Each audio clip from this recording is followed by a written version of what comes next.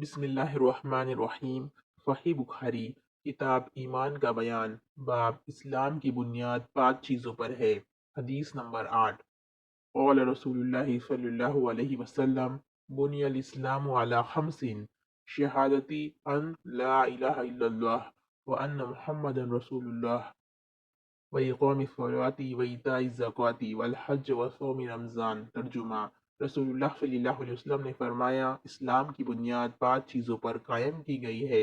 اول، گواہی دینا کہ اللہ کے سوا کوئی معبود نہیں اور بے شک محمد صلی اللہ علیہ وسلم اللہ کے سچے رسول ہے، اور نماز قائم کرنا اور زکوٰۃ ادا کرنا اور حج کرنا اور رمضان کے روزے رکھنا۔ Translation. Allah's Apostle sallallahu alaihi wasallam said, Islam is based on the following 5 principles. First, to testify that none has the right to be worshipped but Allah, and Muhammad sallallahu alaihi wasallam is Allah's apostle. Second, to offer the compulsory congregational prayers dutifully and perfectly. Third, to pay zakat, that is obligatory charity.